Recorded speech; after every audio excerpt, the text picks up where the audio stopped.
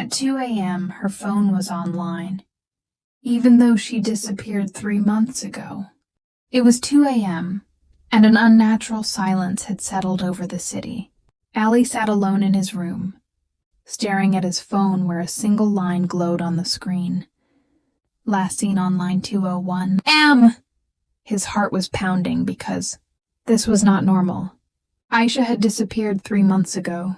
Since that night, no trace of her had been found. No phone, no clues, nothing. The police said she had probably left the city, but Ali knew that was a lie. Aisha would never leave without telling him. She had promised. Yet every night at the same time, her WhatsApp account came online, without sending a single message, as if something wanted to remind him that she still existed somewhere.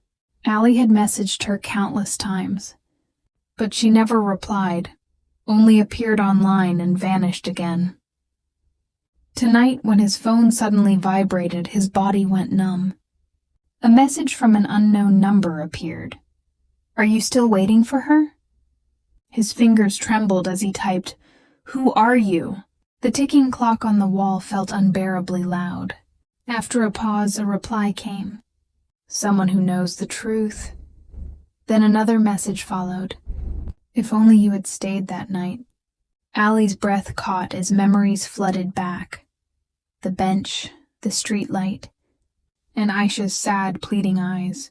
Ali quickly typed, "What happened that night?" But the message was only seen, never answered. Ali almost dropped his phone.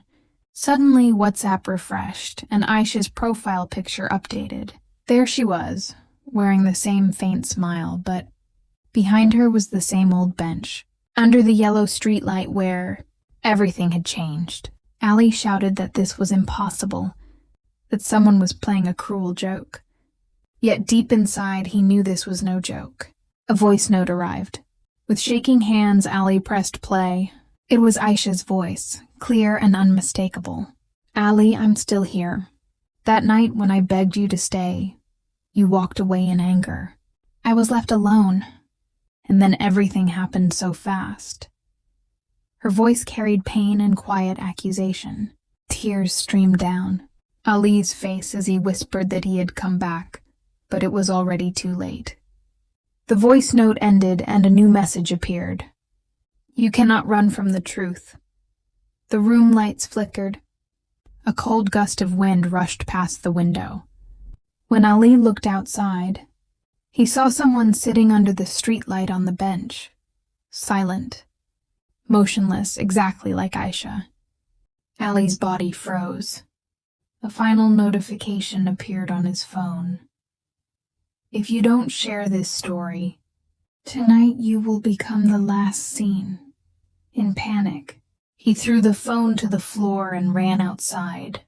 When he reached the bench, there was no one there, only cold air and deep silence. Relieved, he turned back, but suddenly his phone vibrated on its own.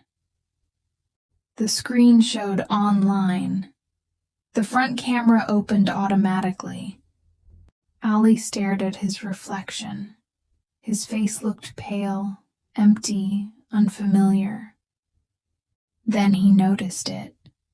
Behind him, in the reflection, Aisha was standing, smiling softly. She whispered, "Now you've taken my place." The phone slipped from Ali's hand and went dark.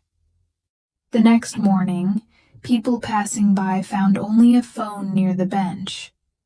WhatsApp still open, showing one line. Last seen on line 2:01 a.m. And from that night on, every day at the same time, Ali's account comes online without sending a single message, waiting for someone else to notice.